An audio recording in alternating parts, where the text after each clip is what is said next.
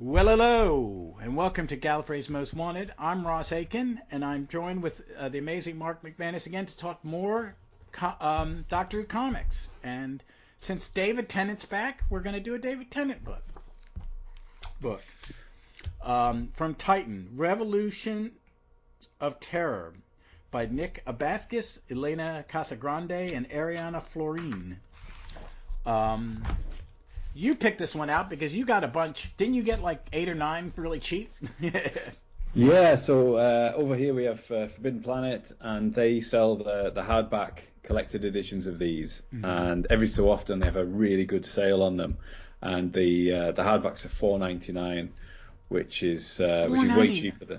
Yeah. So it's way cheaper than they normally sell them. Okay, so, mine was $14.99 when I bought it.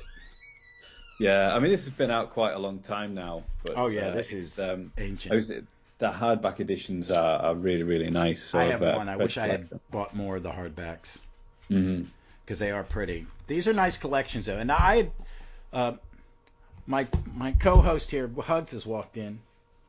How did you open the gate? Did you? Oh, you didn't open it. You left it open. All right. But yeah, this is from, when was this originally published? Let me pull up the little wiki page, or at least the comics, because the comic story is this reprints year 1 issues 1 through 5. Yeah, so I think the book 2009 I've got here. Yeah. It doesn't feel like it can be that long ago, but it must be. No. Wait a minute. I'm at release date for this for July 23rd through September 24th of 2014. For the comics. Sorry, you know what I've read? I've read the copyright on the logo. Sorry. Oh yeah, because it's completely wrong. Yeah. Because I mean, what logo are they using? They're using the. This is like the McGann logo, isn't it? That they used to use on a lot of things. And I will say this, and people can hate me, but it's my favorite logo. I just like the time. I love the typeface. I think it's got a great typeface. Yeah, I like it, but the diamond is my favorite, so I'm really pleased. Well, actually, I did not think I would have as strong a feeling as I did when I saw the diamond coming back. There was a bit of 13-year-old me went, "Oh, cool, Doctor Who." Oh, wait. Yeah, I had that too. Because when I was growing up, it was the logo on the magazine. Oh yeah, it was. Yeah, I started buying the magazine when it had the McCoy logo on, and then not long into the Wilderness Years they switched the Diamond logo. It was on the VHSs, so if I went to a shop and I was looking for Doctor Who videos or a magazine or something, that was what I'm looking for, and that's that moment when you spot it and you're like, yes, found one. So that's what sort of linked to that excitement, I think. So yeah, for me, the Diamond logo being back is very exciting. It blew my mind because I mean, for us, it was for the first few years, all we had was the first 4 seasons of Tom Baker. When I saw that Diamond logo on a Pertwee, when I finally got to see Pertwee's last season, it blew my mind. Yeah. It really blew my mind. Because I like that opening. I like that. That's one of my favorite opening credit scenes, is that last year of Pertwee, where he's standing in the time tunnel shooting backwards. Yeah. And the color scheme was different. It's like when in season 18 as well, when the Tom Baker stories that have the logo and the music that you more closely associate with Davison, and it always throws me when I put one of those stories on at first. Yeah. Oh yeah. But so these were 2014. This is when Titan was doing 3 series. They're doing a 10th Doctor series, an 11th Doctor series, and a 12th Doctor season, and they would do them in years.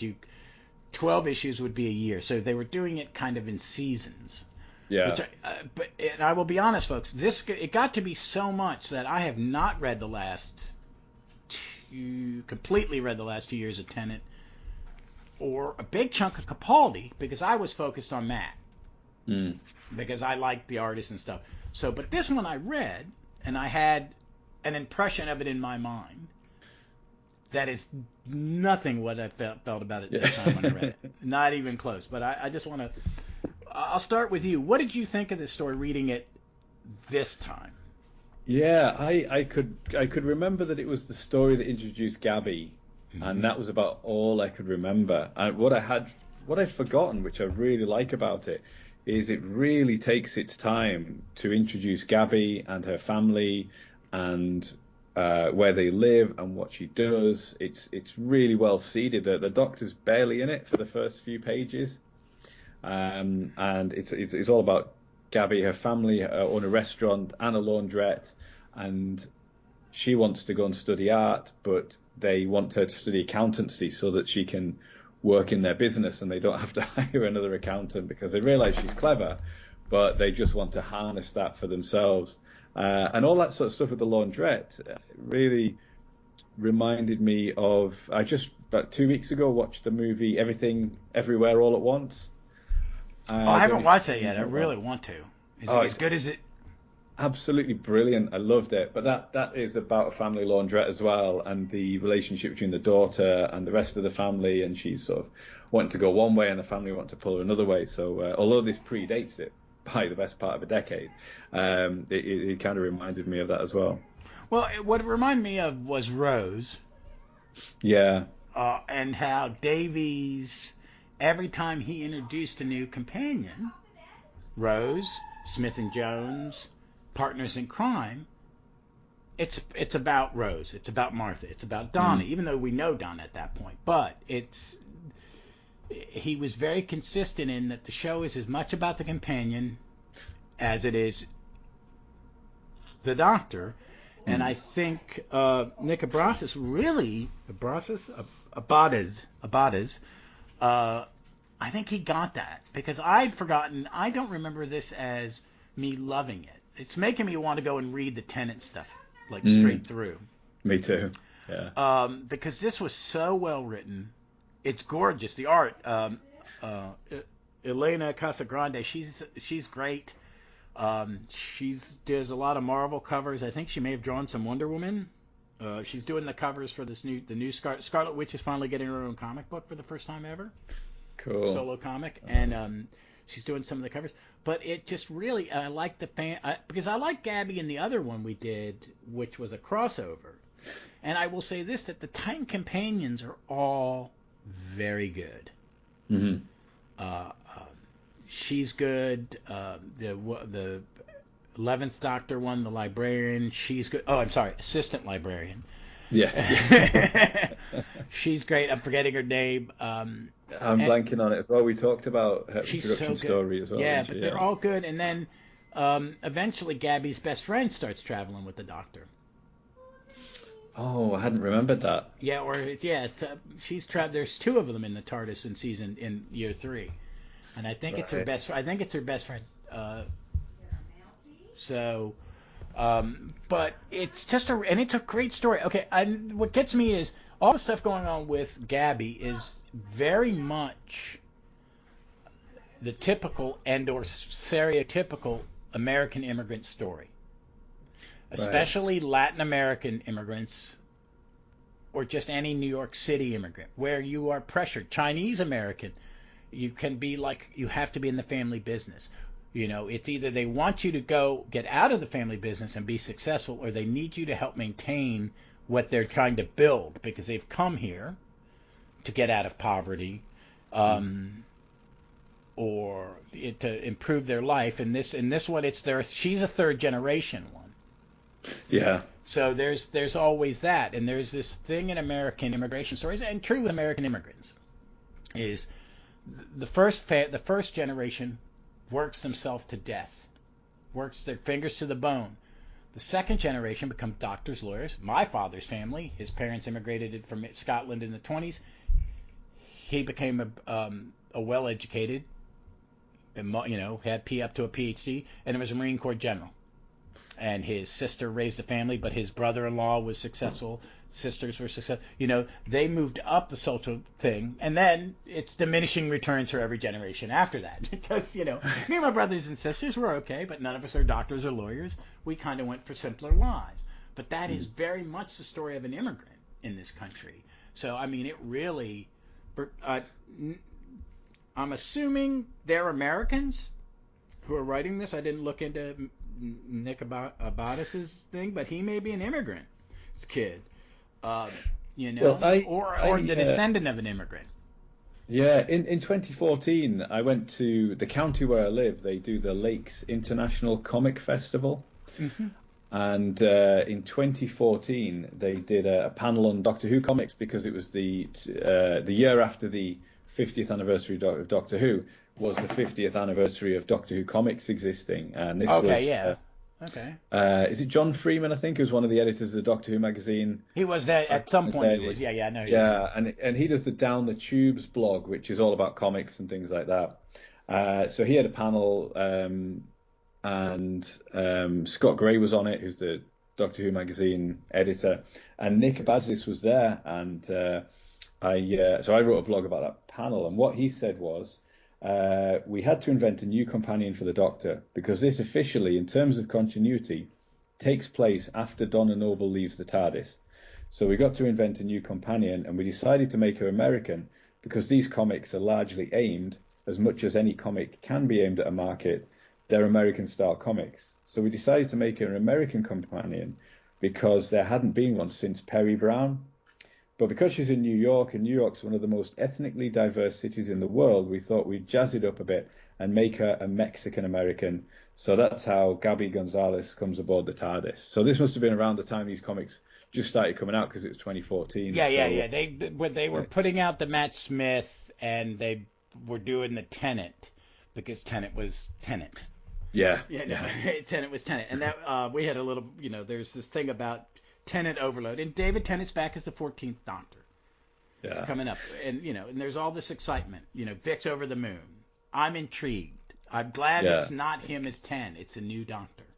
Because Vic's like, what's it going to be? It's like, I don't think it's going to be the 10th Doctor in any way, shape, or form. I think we're going to see something. David Tennant's too good an actor to repeat himself. Yeah, I think that's really tantalizing, the idea of somebody who's played the Doctor before playing a different incarnation and playing it differently. That's really got my curiosity piqued. Yeah. I ordered my action figures. Yeah, me too. Yeah. and from like I suppose more hardcore Doctor Who fan point of view, like he doesn't really feel like he went away because there's especially since the pandemic, there's so much David Tennant 10th Doctor Big Finish material. Just listening to the most recent War Master series, and that had the 10th Doctor in it. I think fairly recently we've had the 10th Doctor with the Classic Companions box set. Yeah, I'm so far behind. I want to get him, but I was messaging Jeff on Mastodon, and he recommended two, and I hadn't bought them, so I went and I bought the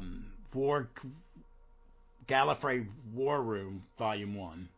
Right. Because I really fell in love with Gallifrey once Romana's not president. Once she's not president and she's not a pill and she's just as dirty dealing as Navin, I was all in, and I have liked it. But I also got the Paul McGann one. I'm going to get the War Master next week on payday because I want to catch up because Jacoby he's so good. It's the master. Yeah. But and I've liked the David Tennant stuff on Big Finish. Jeff pointed out that he thinks it's different. He feels that it's slightly different and it's a little more fun for him as someone who I don't think he's as big a Tennant fan. And I get burnt out on Tennant. It's not that I don't like Tennant. It's just I think I got burnt out on it. But I really have enjoyed him on Big Finish. But he's done a boatload. Yeah, because he's met the 4th, 5th, and 6th Doctors in those Out of Time adventures as well. He's had the Dalek Universe ones, but I love Dalek Universe. I love Dalek Universe. That was one of my favorite series. Yeah. It was so good. Yeah. So good. And I've actually converted to the Tom Baker stuff. I never really bought any of the Tom Baker stuff, and then I bought the stuff with Anna Kingdom. Yeah. And now I make sure I buy it all because it's. And I think they've recorded everything they're going to record with him. I suppose now that he's the 14th Doctor, next time he comes back, he could do the 14th Doctor or the 10th Doctor for them, couldn't he? Well, they already said that Alan Barnes is getting to write the very first 14th Doctor story because that's what's going to be in the magazine until the show goes on. That's it, yeah. So the new magazine came out on Thursday, so I won't get that for about 3 months. Yeah. Well, when that story's finished, I'd love to cover that on here. Oh, I was gonna bring that up when I might have to kick in for a digital subscription for a year so I could get them, because I mean I get them. I'll get them out of order. I had to go and track down 2 issues because I went through my big stack and went, I didn't get those 2 issues because the import is dodgy. My comic shop does order them for me, so. And they ordered Doctor Who magazine, and they ordered these, the Titan stuff, and like, I don't know this. I remember getting, because I bought every issue of these, and then when the trade came out, I took the issues and I gave them to Vic, and I kept the trade.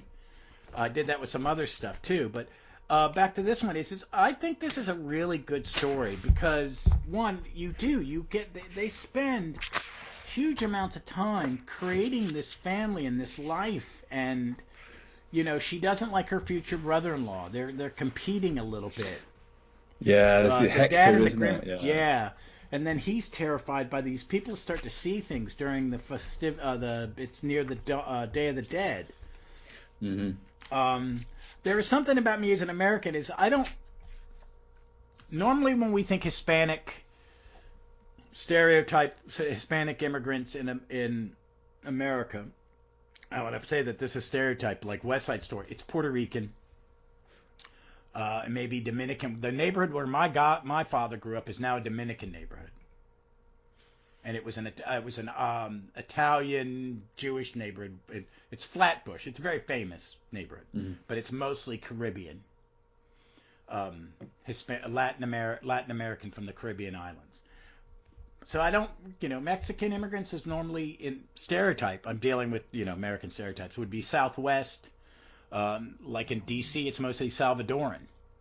An immigrant group in this country will go to an area and then they'll come and the next more family members or people will come to them, or if you've gotten your citizenship, you can sponsor people. So you'll sponsor friends and family from other countries, and it kind of like in the 30s and 40s, and in New York, neighborhoods would change their ethnicity based on each wave of immigration. It was poor Protestant English people. Then the Irish Catholics came over, and that's Gangs of New York. That's early 19th century. Right. And then it was the Italians, and then it was the Russians, and stuff like waves like that. So that took me the Mexican part. It kind of hit me. It's like, is there a Mexican little? And they're assuming there is. Because immigrants will go to the big cities because there are more opportunities for work. Because this Brooklyn, isn't it? That they. They're in South Park, Brooklyn. What did they call it?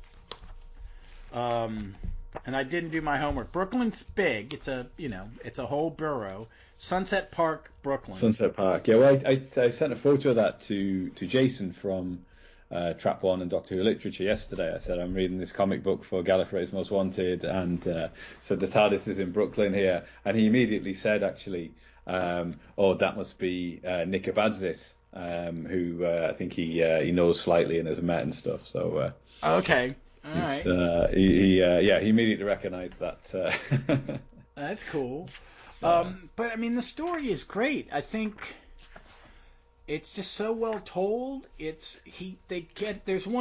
are panels like you said that there's a panel where at the end where he's walking up the hill to the TARDIS to say goodbye to Gabby, and there's this panel where she's going, no, take me with you, and she's trying to convince him, and he turns his head and he's got his hand on the back of his neck.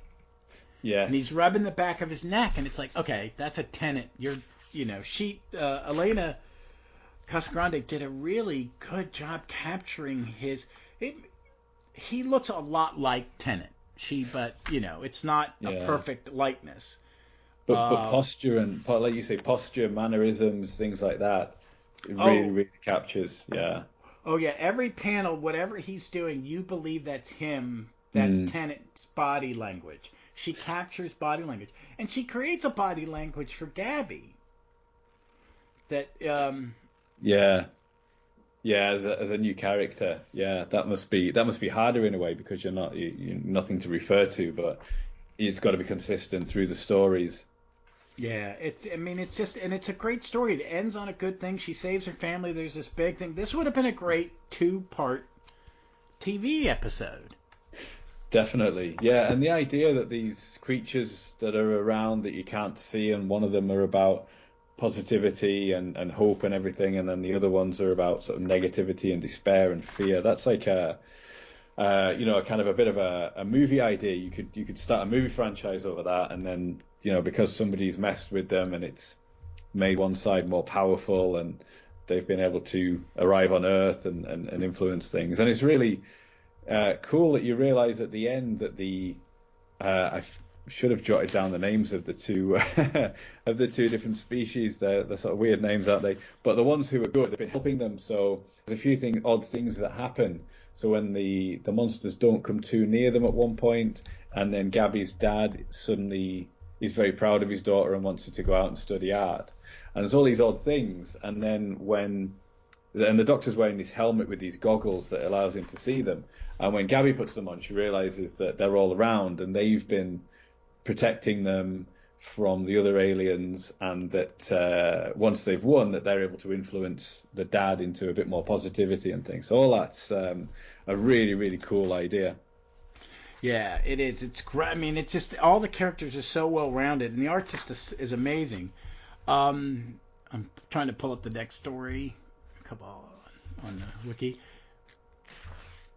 Well, there's a sort of in between. Well, I guess it's part of the new story, but yeah, I got confused too when I was reading it. I had to go back. Oh no! This is just set up for part 2. That's where they're going. Yeah, so she's sort of diarizing things, but also in a way writing to her best friend about traveling with the Doctor and what the Doctor's like. So there's these sort of diary entries and sketches, and she's got a sketch of the Doctor and a sonic screwdriver and the Doctor's toolbox as well, which sort of reminds me of reading the Doctor Who technical manual when I was a kid. Oh yeah. And it had all the tools in it. Well, I also like that when she's diarying it, she's doing it like an artist would, that she's drawing things, but she definitely they're in a Disney movie. Yeah. It's got a very Disney, her character, the way she draws the Doctor and herself are very versions of the characters. It's her and her friend Cindy. Cindy's her best friend, isn't it? That's who ends up being their companion later. Yeah, and it's nice they don't just launch straight into the next adventure. They've got a bit of time together where they just visit some alien worlds, and she sees some wildlife, some fauna and flora, and she sort of gets used to the mechanics of time travel a little bit, and the culture shock, and so you get these little vignettes, really, I suppose, of that. And then because Gabby's an artist and she wants to study art, it takes her to some art galleries, and then that slowly leads into the next adventure, because there's a particular artist the Doctor wants to show her, which is an artist who works in block transfer computation. I love that. From Logopolis. Yeah.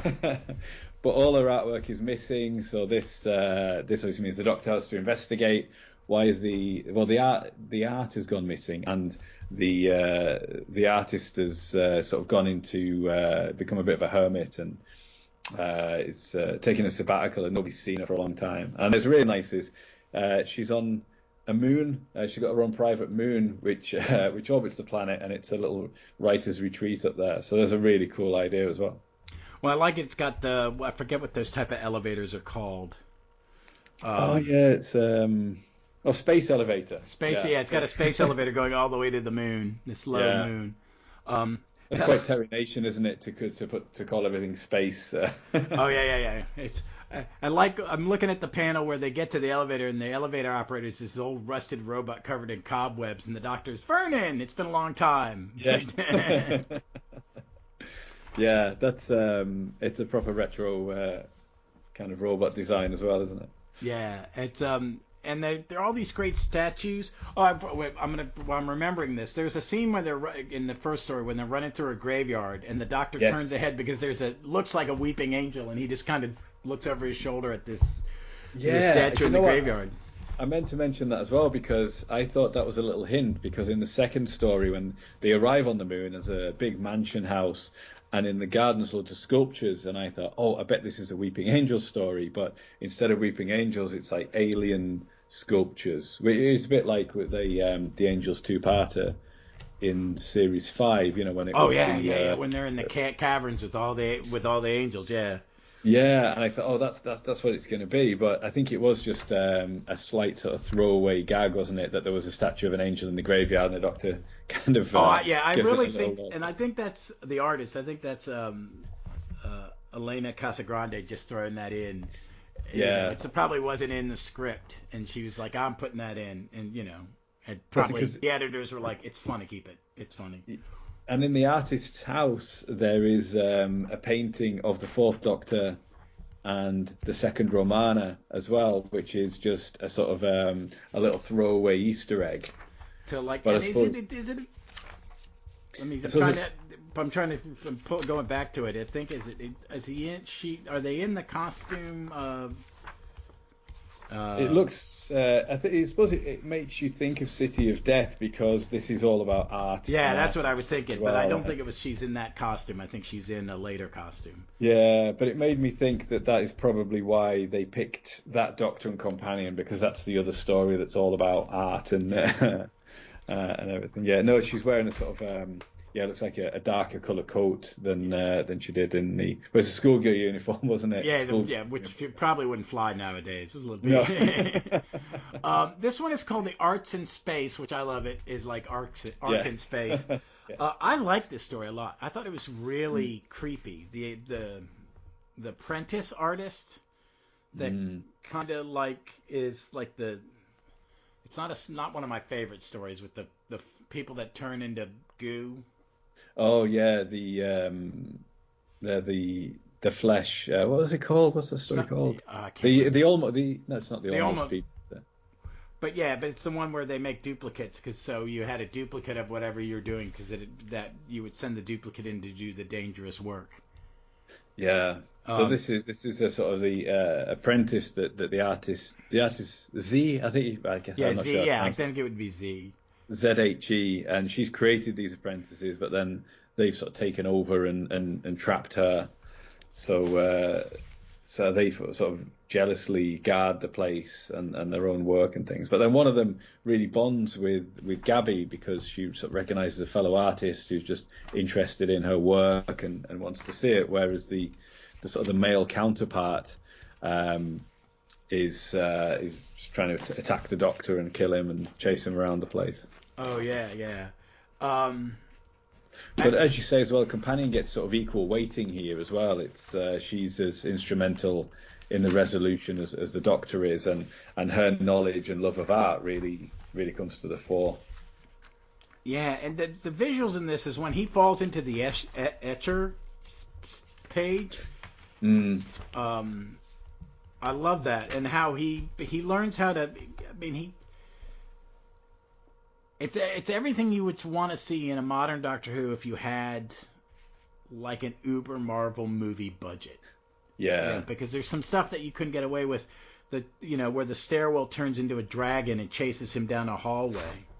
There's sort of stuff you would see in like a Doctor Strange movie, isn't it? I suppose. Yeah. Very visuals, much so. Yeah.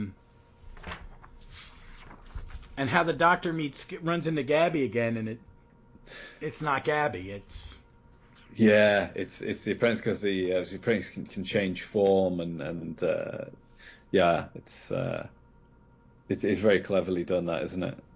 And it's the smell, isn't it? He says the glassy-eyed stare is a dead giveaway. The real Gabby gives off a warmth, and she also smells nice. Yeah. I love that. And then the other good thing about this is it's punctuated with entries from Gabby's diary as well. So even the Doctor's, the bits where Gabby isn't there, it says that, the Doctor told me about this later, or that kind of thing. So it's from her point of view. Yeah, the whole story is centered around. You don't realize it's centered around her. I mean, it starts with her. He's taking me to artistic place. Now we're going to meet an artist, and you get into the act action part of the story, but it's still centered around her interpretation of the events and her take on everything, because, you know, and it should be, because the companion is our eyes and ears in a Doctor Who story. Yeah, and particularly for a new companion, the first couple of stories, it's and where you're starting a new comic line, I suppose, with the 10th Doctor, you want it to be a jumping on point. So yeah, you're introducing the world to the reader through the companion's eyes as well. Yeah, and I think this is, I mean, reading this now, because I was really focused on the 11th Doctor when this stuff was coming out, and I got everything because I'm a Doctor Who nerd and I get all the comics. Yeah. And I do like Doctor Who comics. I wish they would collect all the, like, first and second Doctor from TV Action. Was it TV Action? Yeah, there's TV Action and Countdown. And why those haven't been, like, all completely bound up in some nice hardback. Yeah, that would be really nice. Yeah, I've got some of those. When they brought out in the 90s, they did the Doctor Who Classic Comics. Yeah, I've sold most of mine to those because I had a really spotty collection of them. But I don't, you know, that'd be a nice thing to, you know, to collect. I would say this on reading this now, 8 years later. Christ. Yeah. No. This is a really good comic book. Really, it's well written. It captures Tennant's Doctor. It captures the era. You even got Trinity Wells in it. Yeah, and Ood. An Ood pops up, I think, and I kind of thought that was like leaning into the fact that the Ood is going to be telling the Doctor your time has come later on.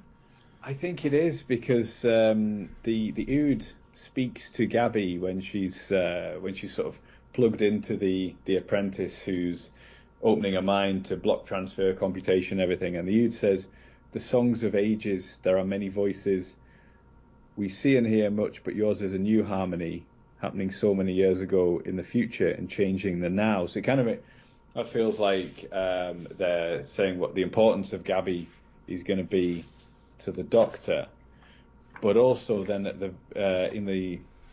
end of the previous story, Gabby says something, doesn't she? Which is what prompts.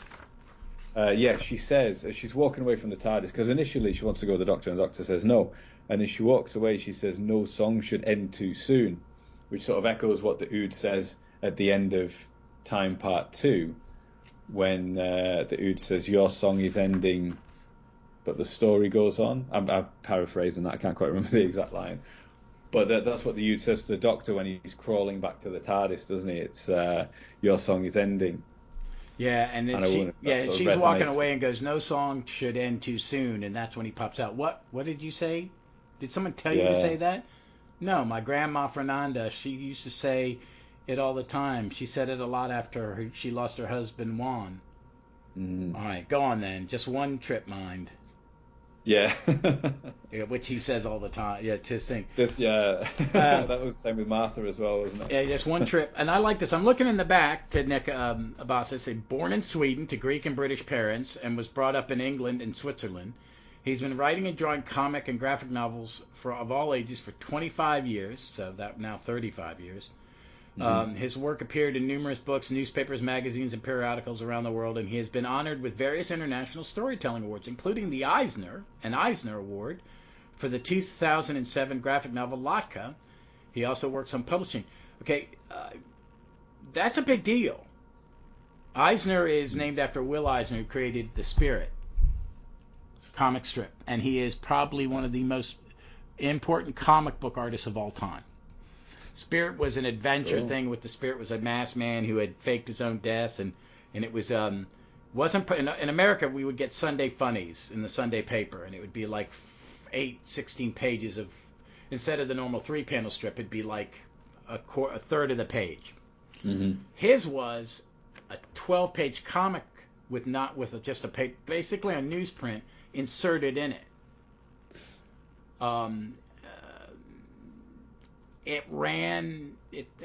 There's some of it doesn't age well. He has a black counterpart who is drawn very much in a racist caricature. But he's incredibly important because he's the one that changed how it wasn't. He would lay out panels a different way. But that is probably the highest honor of a comic book person is to get an Eisner. It's either that or an ink spot. They also have one that was for a local art. That's a newer award. A guy named Mike Oringo who drew a Fantastic Four. He grew up in Richmond, but he died young. But that's a big deal. I'm gonna have to Google that Latka because I want to bet I think I know I think I've heard of it, but it makes me want to go read it because this is so. I really feel bad that I didn't. My bias toward Tenet or my overload of Tenet love, that's me being a contrarian. Does that make sense? Like, okay, everybody likes this, I'm gonna like the other thing. Yeah, and that is my nature. And it just, it's why I like the baseball team. It's like I picked Leicester for when I was starting to follow British football because I don't care about a rich neighborhood in London. I want the working class. Vic would go, it's like, you weren't raised working class. So it's like, but my father is, it's like, I'm the, my mother's family was foofy. My dad's, they worked hard. Latka, it is about what I thought it is, about Latka the astronaut dog. Do you know who Latka, the astronaut, the Russian dog they shot into space and she... Yeah. Oh, again, it's big. You read the Eighth Doctor adventure novels, didn't you? It's an interference, isn't it? And Alien... Yeah, that's who... Yeah. Yeah. I may have to check this out because I'm a space nerd. I mean, when I was a kid, astronauts were the heroes because I'm old enough to remember I remember all the moon landings. Oh, cool. I'm cognitive. I was almost 5 when the first one happened, and 2 days ago was the 50th anniversary of the last launch of launch of Apollo 17. So, and I was following Armistice daily, watching some of the shots, the new lunar spacecraft, and it went farther than any even Apollo 13 did. Apollo 13 had to go really, when they did the slingshot to get back home, they had to go way out. Right. And so that's I don't know if you saw the pictures, but the one where they're farther out and the moon is eclipsing the Earth because they were like it's the farthest any ship a man would be in is gone, and that's part of how it will get into orbit. So it was all this neat stuff. But I'll have to check that out because I did enjoy this. I want to read. I'm gonna probably want to read that graphic novel because it just it's a subject I'm interested in, and I'm gonna give this guy some. I would read some more of these. I wish I had thought more highly of them when they were coming out.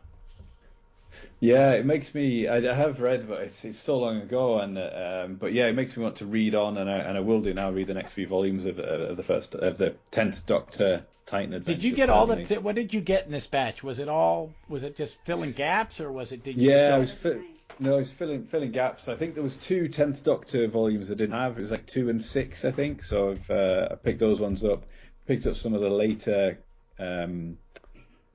The later Matt Smith ones, I can't remember what it's called. It's like Growth or something as a sort of an umbrella title for 3 volumes of it. I think they're called Growth, and then the 12th Doctor ones, it's Time Trials, I think. And they only had 2 of those, so I've still got one of those I need to track down at some point. Yeah, I would like to one day, get it all in trade.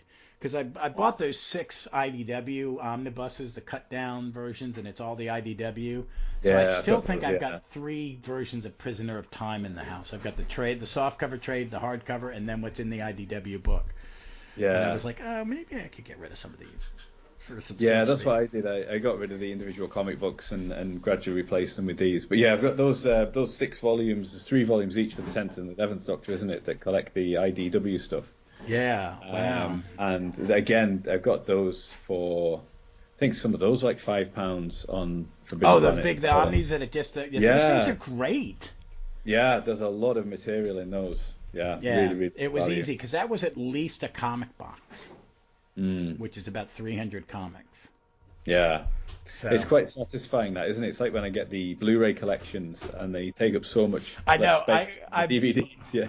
because I've got our old the cabinet we had in our apartment. The TV used to in our old apartment. The TV sat on it's now my TV sits on it in my office, and it's my Doctor Who Blu-ray thing. But I couldn't get them all in it. But I was like, oh, I can get Jodie all in here now because I got season 22, and I took all of them.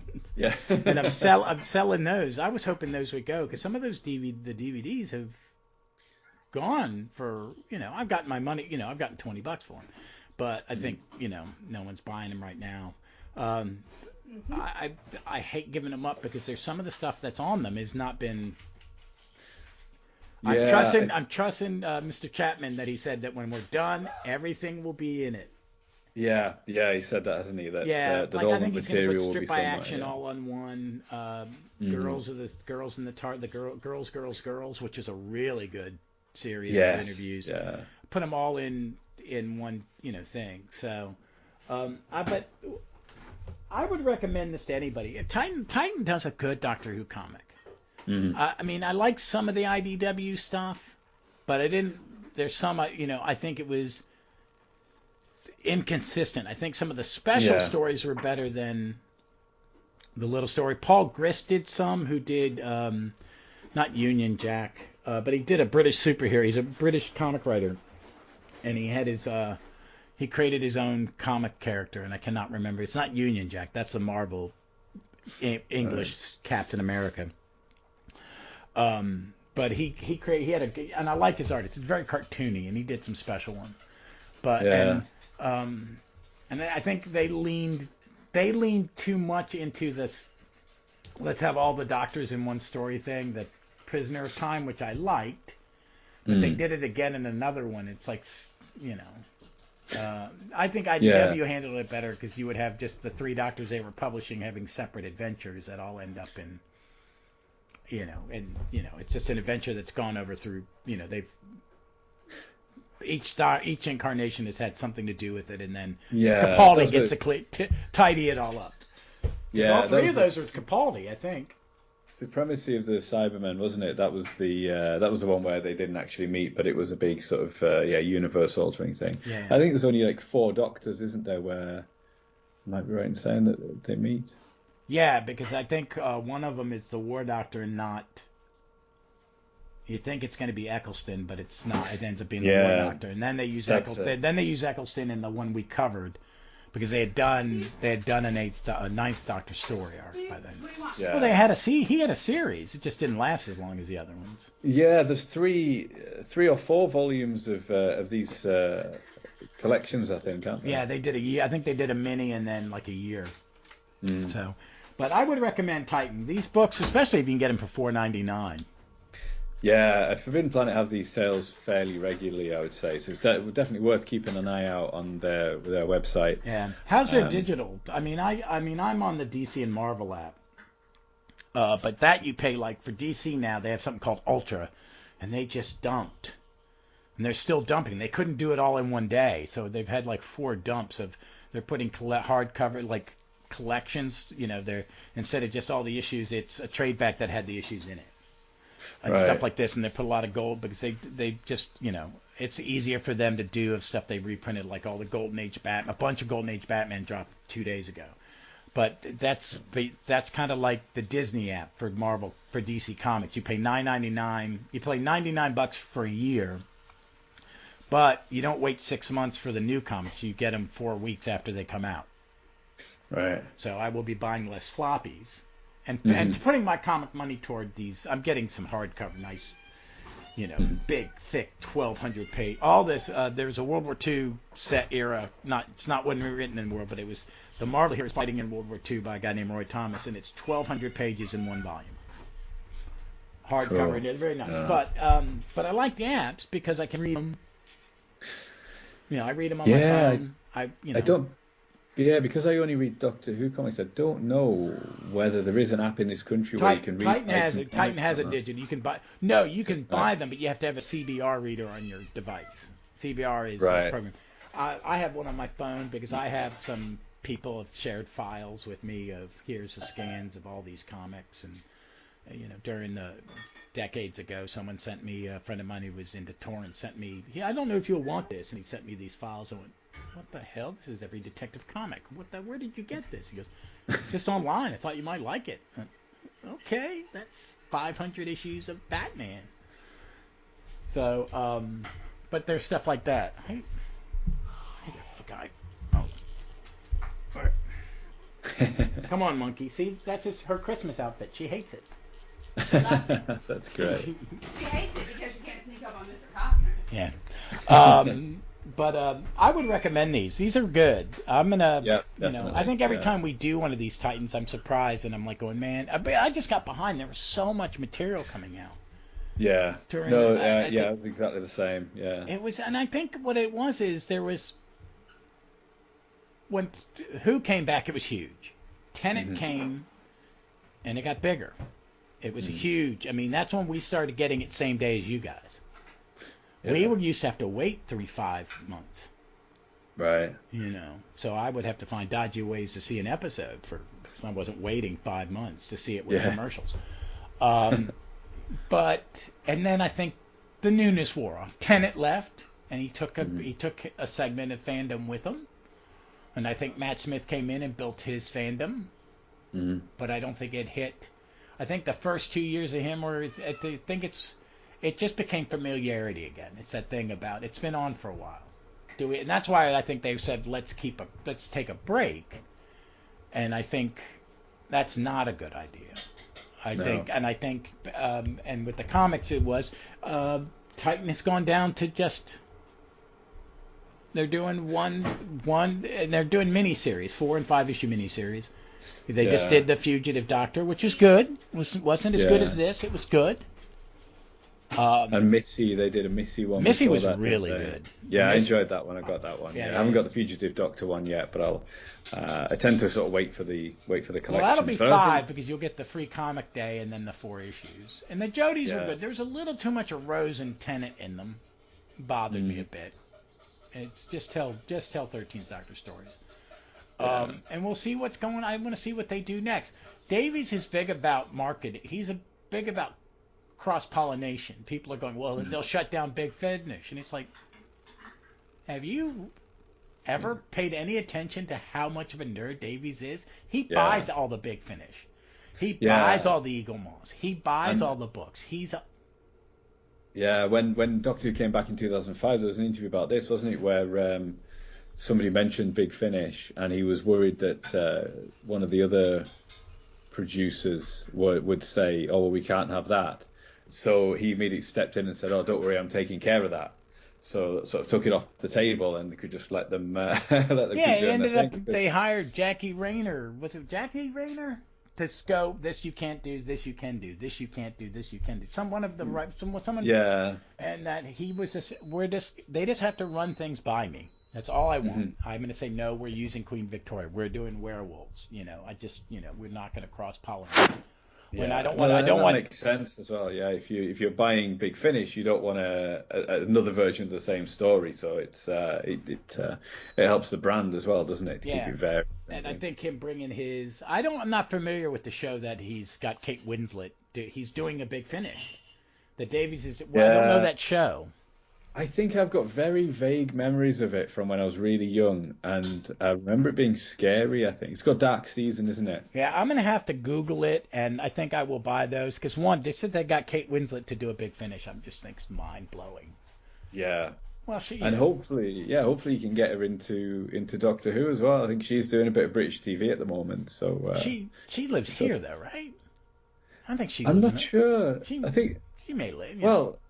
I'm not sure. I know she's got a new TV series. I think it's on Channel 4 here, and it's about, I think... An American cop. Is it the one where she's the American cop? Sheriff? No, that's the... That's an HBO show. Yeah, no, the one here, I think it's about kids being groomed online. Because I know she's been doing interviews and press for it. I got the impression it was a British show. Oh, that's cool. I could be wrong, but I think it's about kids being online and parents not really knowing what they're doing and the dangers that exposes them to. But I haven't actually seen it. Maybe it's American, but it just feels like she's doing a lot of interviews over here for it. So I got the impression it was a UK thing. Well, And she must presumably, there's pictures of her with Russell T Davies, so she must be recording the big finish at their studios. Yeah, I mean, yeah. he may have had a blast. He may have had a blast doing that other one where they adapted it, and Emily produced it. Emily, that used to work for Doctor Who magazine. Emily Cook. Yeah, it was an interesting story, that one. Yeah, we covered that on Track One. I haven't listened to it yet. I don't think I bought it yet. Is it good? It's yeah, I think it's pretty good. It's sort of interesting. It's interesting to know what Russell T Davies, if he'd written for Doctor Who in the 80s, would have written. And he wrote that when he was a kid, right? Yeah, I think he's late teens, early 20s, something like that. That's a brave writer to give you his adolescent writing. That's comfort with yourself. That's it. The first episode was fully written, and then there was notes for the second one. So I think Scott Hancock adapted the notes for part 2, and it's the Sixth Doctor and Mal, and that set comes with some really nice extras as well, because there's a sort of a round table with Colin Baker, Bonnie Langford, and Russell T Davies. So that's really nice to hear as well. So I'll have to get that next time. It's next time I'm gonna buy. I just bought 3, so that means I have to wait 4 weeks. I kind of limit myself to. Yeah.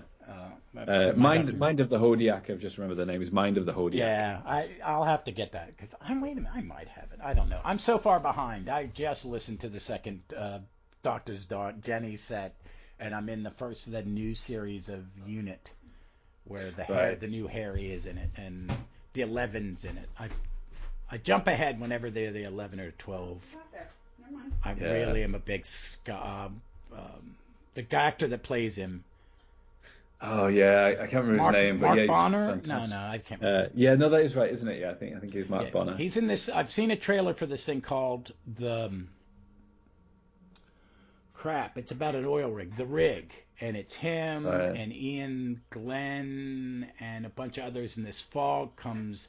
It's full of Doctor Who baddies playing oil rig guys, and this fog comes and they can't get off, and they all start going crazy. Right. Oh, that sounds good. Yeah, it does. I like those. Yeah. I like those. If you're a Doctor Who fan, anything that is base under siege adjacent, and it seems like an 80s science fiction movie to me, so I'm into it. All right, well, let's wrap this up. I'm going to have you back again soon. We'll pick another comic. I think definitely when we get to the end of Alan Barnes' first 14th Doctor comic, we do cover it as an entirety. Yeah, I'd like that. I would think, have we done a Jodie? No, I don't think we have. Why don't we do one of the Jodie arcs? Do you have one of those in trade yet? I've got the first Titan volume. Okay. All right, I'll Google what that is. I've got those issues they're in order. Yeah. So cool. I'm not having to go dig through a big box of unfiled comics. I think I can, I think they're all in there and in order. But yeah, we haven't done a Jodie one, so I'd like to do a Jodie one. Because I do miss her. I do miss New Who. I really enjoyed her era. Power of the Dalek. I mean, Power of the Doctor was a nice bow on the end of that. Yeah, really. So, yeah, I love that story. I do think it's my comfort Doctor Who's will be that Day of the Doctor. Yeah, me too. I've watched Day of the Doctor maybe 50 times. Yeah, I love Day of the Doctor, and the 5 Doctors. It was like the first VHS I ever got, so I watched it as a kid over and over and over again. The last couple of times I've watched it is on the DVD is that Easter egg commentary. It's Jacqueline Rayner, Phil Collinson, and David Tennant doing a commentary. Right, I don't have that. I've got the original 5 Doctors release from before the new series came out. Oh, dude, they all tell the same story where they had to get a neighbor to videotape it, and it was always missing a piece. Oh, it's well worth it if you. Yeah. I'm hoping 20's the next set after 2. I really think 20 needs to be the next set. It makes sense to have that in the to come out in the 60th anniversary year. Wouldn't it, to have the Olympic anniversary? And his 40th anniversary is ending. Mm. So I think it's a great idea. I think, Yeah. and I think it's it. I have a feeling it's it. We don't get season 2 for. We don't even have a release date yet.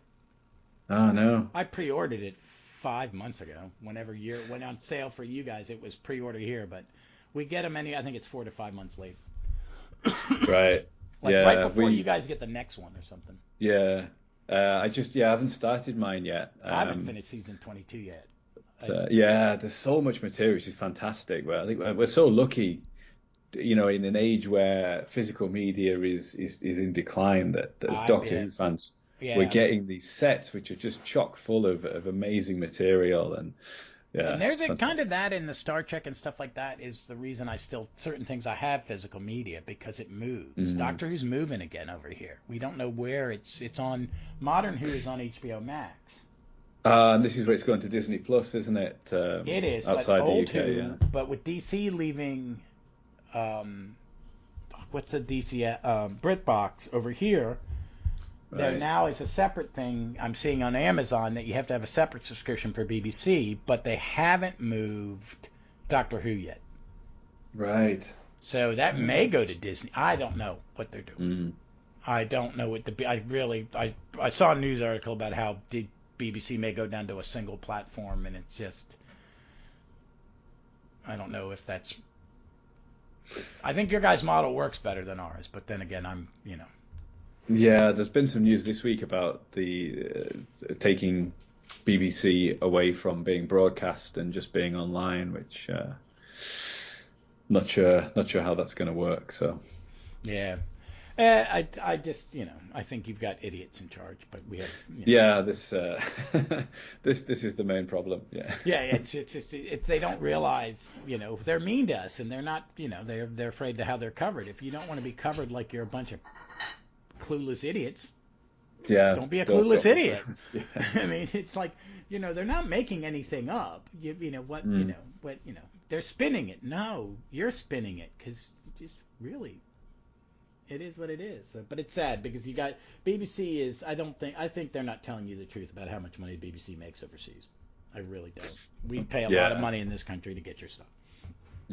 I think it's probably one of your most effective cultural exports. Yeah, definitely. Yeah, and it's a huge employer, and it's a great sort of training ground for talent and all the rest of it. So it's amazing. It's a shame if it's diminished in any way, but yeah, because don't they want to mimic our systems, but don't, because it's stupid.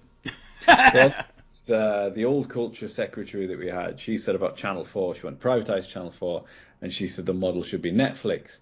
But Channel 4 has way more viewers than Netflix, and Netflix is in tons and tons of debt as well. So, and she seemed to think that Channel 4 cost the taxpayer money, but it doesn't. It's sort of state-owned, but it's commercial, so there's adverts on it. So it doesn't cost anybody anything. It's well managed. It makes a profit. Yeah, it's not in the millions of pounds, dollars worth of debt that Netflix is in. It gets billions. That's why they're canceling stuff. I mean, we're getting commercials on Disney Plus. We're getting Disney Plus gets commercials. We're not paying for that. We're not paying. We ain't saving no money. We're gonna pay to not have commercials. That's the only app my wife is willing not to have commercials on. Yeah. I'm not going to argue, because I was going to say I will give you $2 more a month. Yeah. I watch Peacock so I can watch the new Star Trek, and I grew up in the era of commercial TV. I just go up and go to the bathroom and make a cup of tea. Exactly. I mean, it's what you used to do. All right, who's going to the kitchen?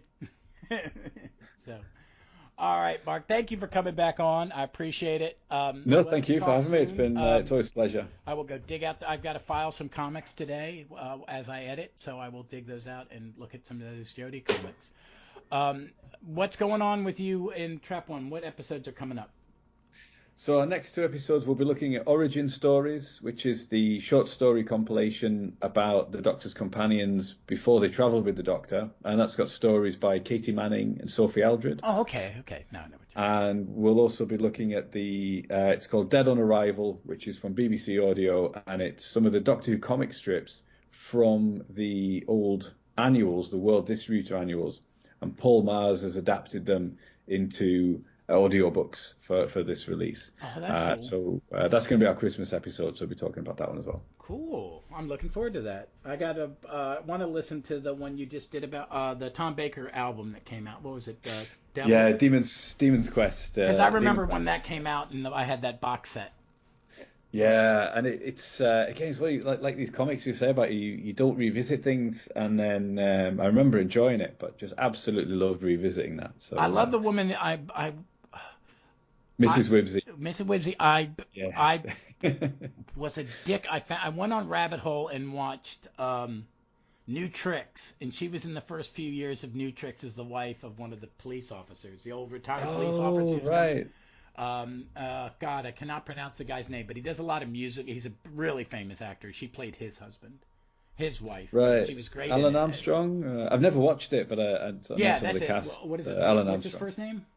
Alan Armstrong. Alan Armstrong. Yeah, he's famous. I didn't realize he was like in the original cast of Les Mis. Right. Oh no, I didn't know that either. He played one of the prison guards. He has a great song and he can sing. It's like, really? Right. You're funny. He's a really odd looking man. He plays a lot of odd looking characters. Yeah, I saw him on stage.